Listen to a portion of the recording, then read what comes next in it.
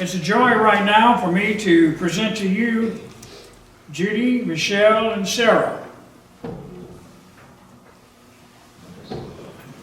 And they're going to make you happy with what they play for, I promise.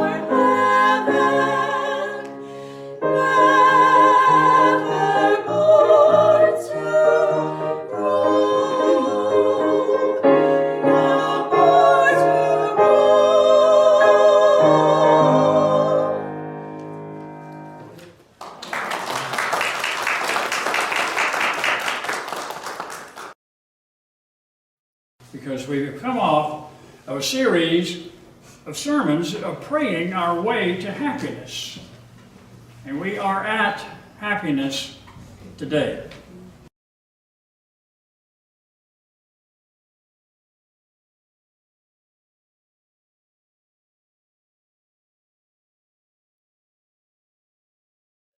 If you read your newsletter this week,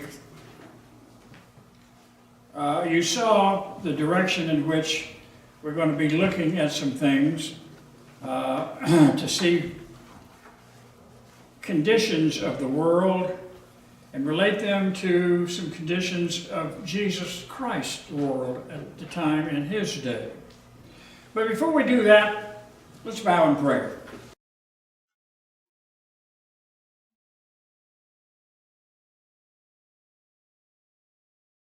You, O God, are the creator of the universe. You said, "Let it be done," and it was done. You saw the need and you spoke the solution.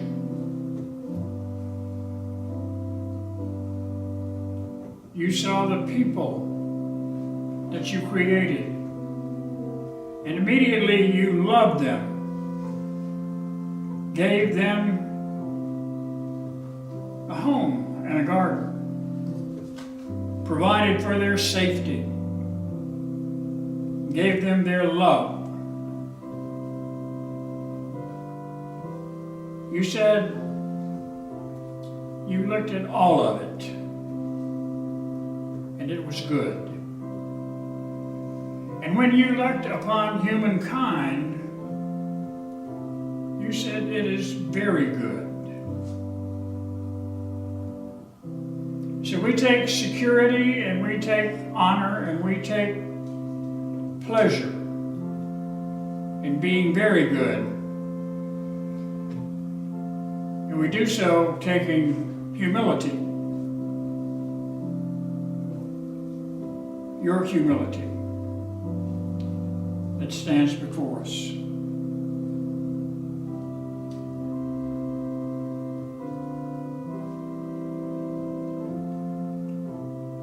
Things are happening in this world today that need the trumpet blown,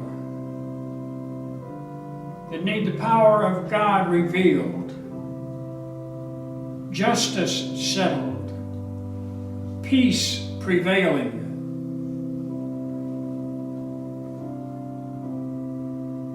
We need to join our hearts together, O God, and pray as you taught us to pray.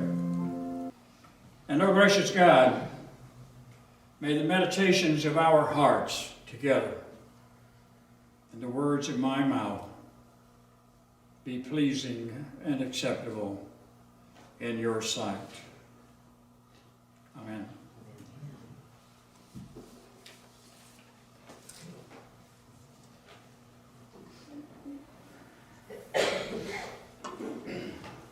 If you did read your newsletter this week, you know that I want to take a look today at Jesus being involved in political controversies in his day. If you have spent 10 minutes in front of your television this week or read your newspaper, then you have a first-hand definition, working definition of what political controversies are all about. You know that the world is embroiled in political controversies. And if some place doesn't have a political controversy by noon, that doesn't mean they're not going to generate one to get on the 6 o'clock news that afternoon. They'll invent one by the end of the day, to be sure. Britain has Brexit, Turkey and Russia have Syria. Hong Kong has problems. Government shakeups in South America. And of course, the hearings that are taking place in the Congress of the United States, investigating the president and others. Well, the same thing took place in Jesus' day. At the time that he went into Palestine and spent his last week. And someone figured one time that if we put all of the materials of the gospel that tell us all about the life of Jesus together, that would equal about 80 pages of the Bible. And yet most of that would represent duplication. For we know that some of the gospel writers copied from others. If therefore you eliminate the duplication, you would only have about 20 pages to tell us about the life and teachings of Jesus Christ. And of those 20 pages, 13 of them deal specifically with the last week of his life. And as I read that and studied that, I thought about how many pages of testimony and document are actual and how many are read, copied, misrepresented, represented, and how much of it boils down just like it did in Jesus' day. And if you separate it still further, you will discover that 1/3 of those 13 pages took place on Tuesday of Holy Week. So thus, in terms of sheer volume, we know far more about this day than any other day in the life of that Jesus in that week. And the events of that day represent a significant percentage of what we know about the man Jesus, the Son of God. Here's what we do know. Jesus spent Monday evening in Bethany, probably in the home of Mary, Martha, and Lazarus. And since that is where he spent Sunday, he probably spent Monday there. But on Tuesday, the Bible tells us that he got up on Tuesday morning and he and his disciples returned to Jerusalem. So, if you will, let me guide your minds on a trip back through the pages of history as we have it recorded in here. And let's assume for a moment that you are living and your family are among the thousands of people, religious pilgrims, who are among the thousands of religious pilgrims who have migrated to the city of Jerusalem. They went to Jerusalem to participate in the religious celebration of the day. And maybe you were there on Friday when Jesus took a whip. And in his anger, and he radically ran the money changers from the temple. That was an eventful day. It was a day that spoke a lot about the character and the belief and the stamina and the philosophy of Jesus Christ. But now here it is Monday, and it has come time to retire with your family. And you walk down the Villa Dolorosa, you pass by the palace of the high priest, the residence of Caiaphas. You notice that a light is burning up there. And an exquisite mansion. And you comment to your family probably that Caiaphas must be working long hours up there to make sure that all the religious festivities going on this particular week go on as scheduled. Yet, if you really only knew what was taking place up there, what was really going on in that smoke-filled room, you would shock yourself. For gathered around the table that evening in the palace was one of the strangest combinations of political and religious factions that anyone could possibly imagine. Yet politics and theology, as we all know, make strange bedfellows. Here we have in that temple 3 groups that would not normally communicate with each other. And it's interesting for me to see how the fundamentalist Protestants and Jews are brought together because they have similar views on the protection of Israel. That issue still goes on to this day. Groups that would normally not have communication are sometimes strangely brought together to achieve a temporary goal. That's what happened that night in Jerusalem. Here's the background. We have 3 groups conspiring together in that upper room where that light was on, sitting around a table that evening. We had the Herodians, the Sadducees, and the Pharisees. And their common goal was to discredit Jesus of Nazareth in front of his followers, the common people. Now, who are these groups? The Herodians, more probably political than others, the Herodians were a party opposed to the present Roman procurator Pontius Pilate. And get this, they wanted a restoration of the power of the throne of Herod, but they wanted it under one of Herod's sons. Then we have Sadducees. They were the conservatives. They were the aristocratic and priestly class. And theologically, the Sadducees do not believe in an afterlife. And then the Pharisees, on the other hand, who were numerically the highest represented group of all the groups gathered there, were the liberals. Theologically, they believed in an afterlife.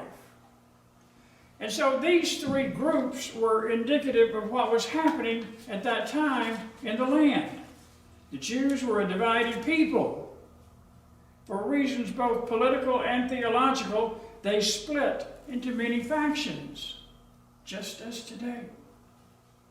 Some believed in appeasement to the Romans, some in mutual coexistence, some in silence, and some, like the Zealots, in outright armed rebellion and war.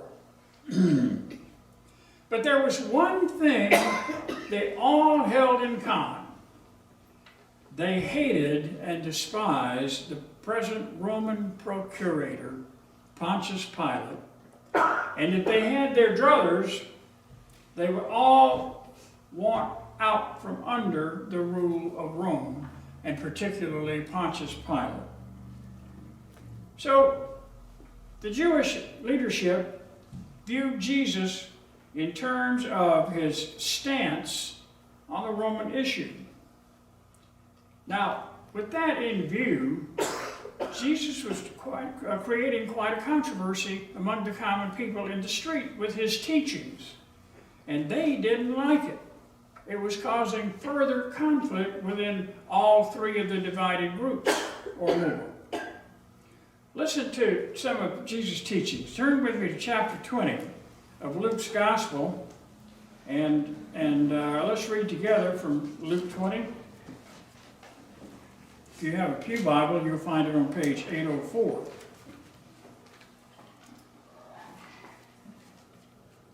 And we'll begin reading at verse 27.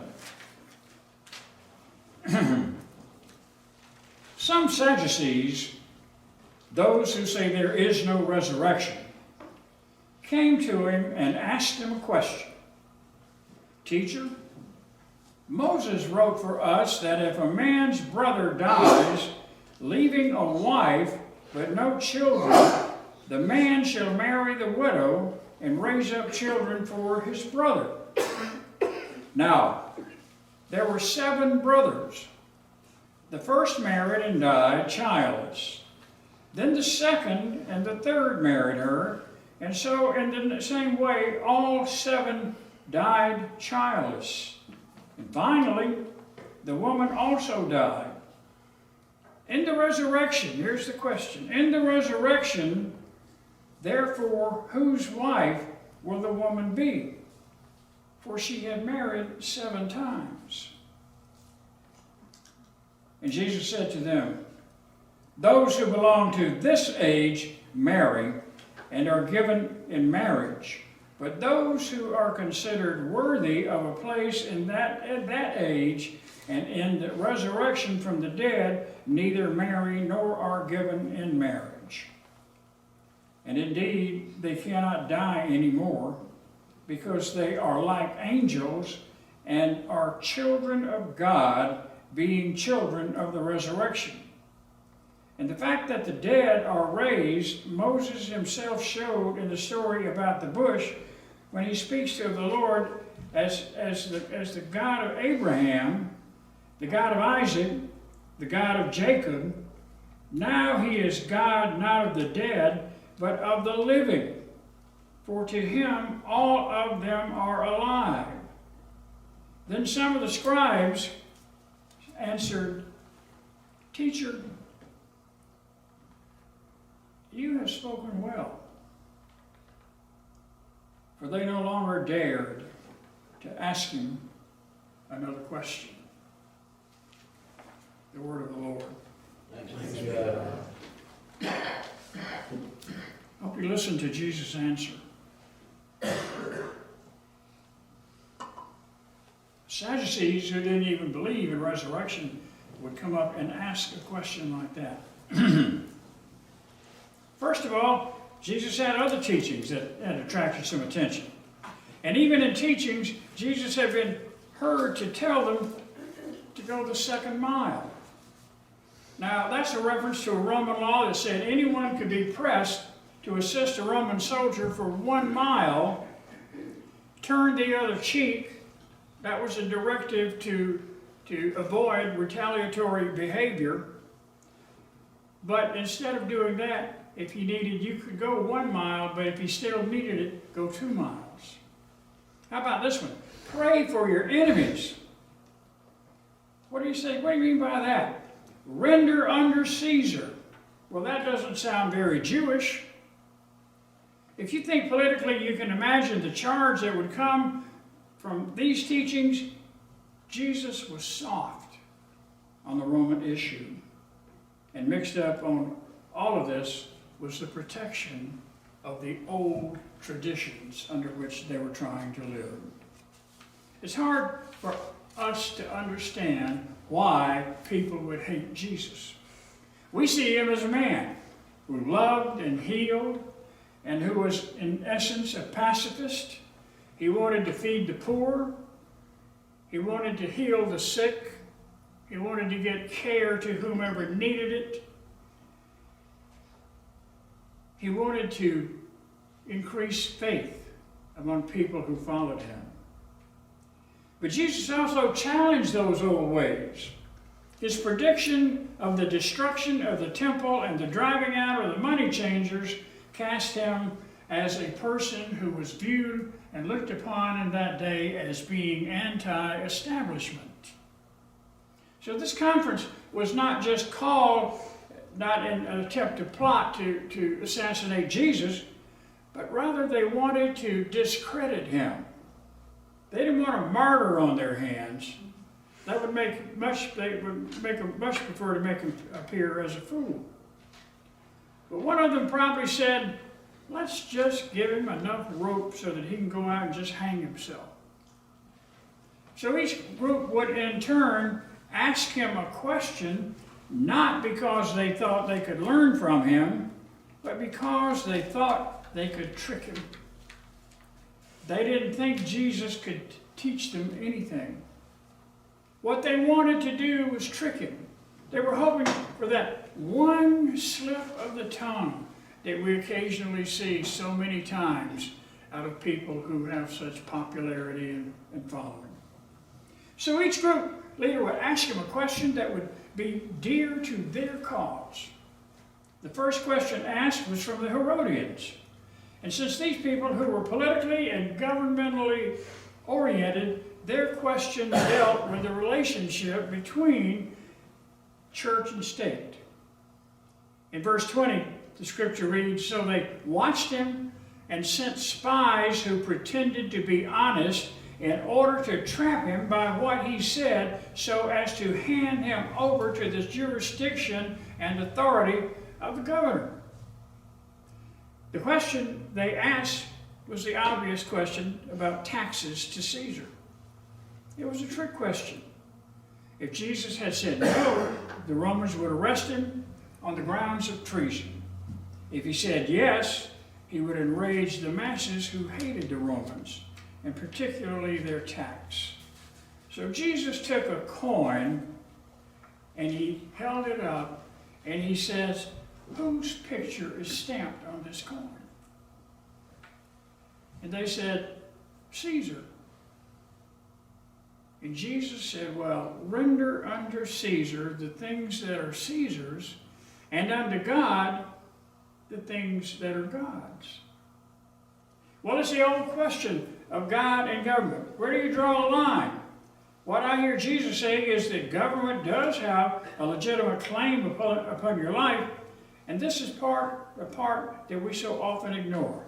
God also has a claim upon your life. I realize that's a fine line sometimes, and it is often something that we have to struggle with. It may sound trite, but let me give you an example. The other day, I was driving down Pine Street right before Veterans Day in Spartanburg, And I saw a sign, like I saw several signs, that said, "Pray for our troops."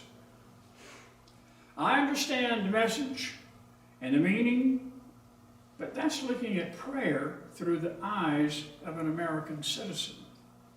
Jesus taught us to pray for our enemies as well. And when Abraham Lincoln fell on his long, skinny knees in the White House, he prayed for the soldiers of the Union Army, and he prayed for the soldiers of the Confederate Army. The message that should be placed on all church signs is what Lincoln prayed for. He prayed for peace. And that's the message that should be on every church sign. To me, that's more appropriate.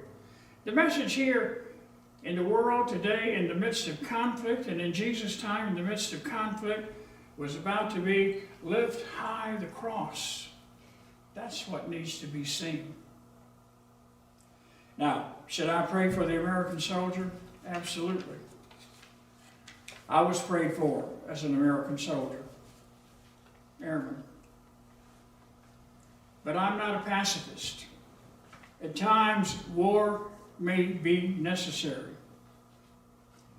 Maybe I took the wrong turn, but if I'm going to err, I'm like Lincoln. I want to err in favor of God. And yes, it's a delicate balancing act. And in his answer, Jesus understood exactly how delicate it was. He's saying at times we have a duty to Rome, and at other times we have a duty to God. And so Jesus sufficiently straddled that issue, in which the Herodian was not able to entrap him. And they went back and sat down. Next came up the Sadducees. They're the ones you recall who do not believe in the resurrection. So their question dealt with the other world, the afterlife. They asked Jesus that hypothetical question about the woman who was widowed 7 times in heaven, whose husband will she have? And to them, this was a question that pointed out the total absurdity of the thought of an afterlife. So Jesus answered, in the resurrection, people will neither marry nor will they be given in marriage. And he's saying that heaven is on another dimension. But when Jesus goes on and addresses the real issue that they're after, that is being raised. God is the God of the living, he says, and not of the dead. You're concerning yourself with the afterlife, and the problem is that you have not learned to live in the life here and now. They got their answer and they excused themselves. And then the third question came from a Pharisee. They were the guardians of the Torah, the law. Thus their question dealt with the law and man's relationship to the law. And they said, "Master, what is the greatest commandment?" The pitfall here is obvious. To emphasize any one particular law over another could be construed by critics that you were de-emphasizing other laws and other aspects of law. But again, Jesus outflanked them. Quoting from the Shema, he says, "Love the Lord your God with all your heart and soul and mind and strength." And the second is like the first. Love your neighbor as you love yourself. Love God. Love humankind. He's implying here that if you do that, you can toss your 365 scribal laws aside. And by the way, while you're at it, your religious lawyers will be out of a job too. We still have Pharisees and Sadducees today? Certainly. Yes, we do. I think I have one as a neighbor.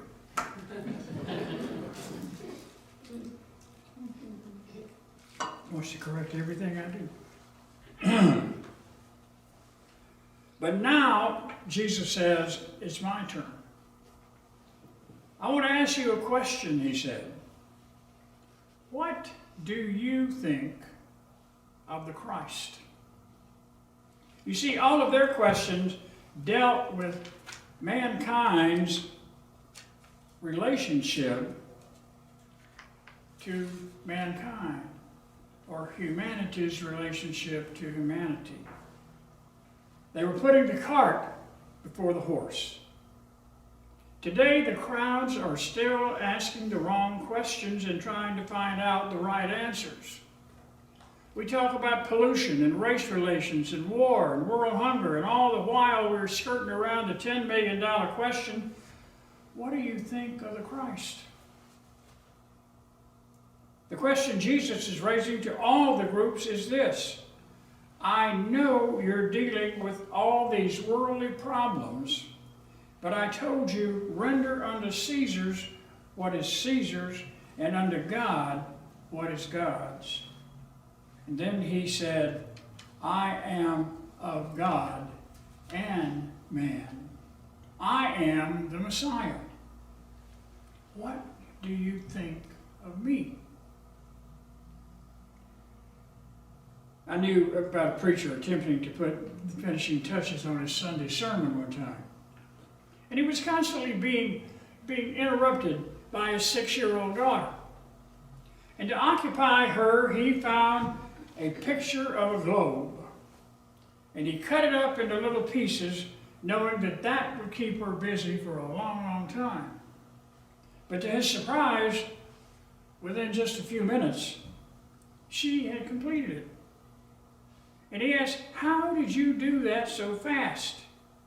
And she said, Daddy, it was easy. There was a picture of a man on the back, Jesus. And so I simply put his face together and turned it over, and the world fell right in line. That's what Jesus was saying to them and to us in the last week of his life. He looked at them and he said, what do you think of the Christ? And that picture together and the rest of your world will fall right in line. Pharisees, Sadducees, and all the other. I hear what you're saying. I hear your questions. They're baseless. But here's what I want you to answer in your hearts. What do you think about the Christ? He's your Messiah. He's your Savior. He's your Lord. He's your King. What do you think of the Christ? In the name of the Father, and of the Son, and of the Holy Spirit. Amen. In your heart, you know that you go nowhere by accident. Wherever you go, God is sending you there. And wherever you are, God has put you there. He has a purpose in your being there, right where you are. Christ who dwells within you has something he wants to do through you, right where you are. Believe this, and go in his peace, his love, his power, his dominion, and his care, both now